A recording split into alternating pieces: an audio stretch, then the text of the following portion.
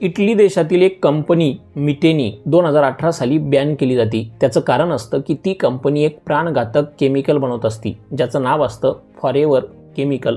नंतर त्याच कंपनीचं सगळं सामान भारतातील एक कंपनी विकत घेते आणि ते सगळं सामान रत्नागिरी जिल्ह्यातल्या MIDCत आणलं जातं आणि आता तेच केमिकल भारतामध्ये बनवलं जात आहे।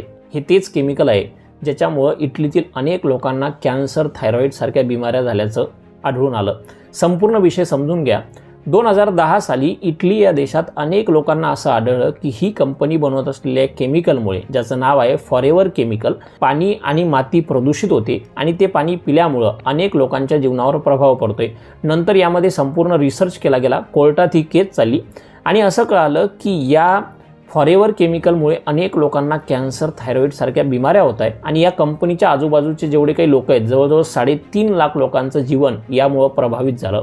मग 2018 साली इटलीचं कोर्ट एक निर्णय देतं की या कंपनीला बॅन केलं गेलं पाहिजे आणि या कंपनीचे जे काही मेन 11 लोक होते, जे मॅनेजर होते, त्या सगळ्यांना 17 वर्षाची सजा दिली जाते।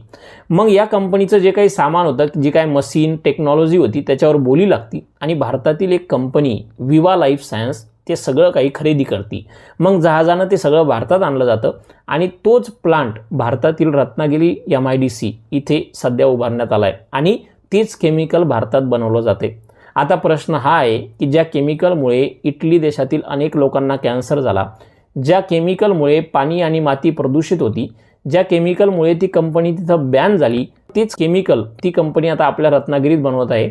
मग त्यामुळे आपल्या लोकांच्या जीवनावर प्रभाव पडणार नाही का?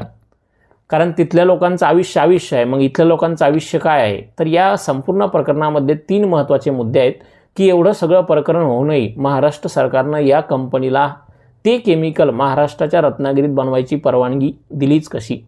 दुसरा महत्त्वाचा प्रश्न असा आहे की त्या केमिकलमुळं जो काही शरीरावर प्रभाव पडतो तो 10 ते 15 वर्षांनी दिसतो, म्हणूनच त्याला फॉरेवर केमिकल म्हणतात, जे खूप काळ तुमच्या शरीरामध्ये राहतं।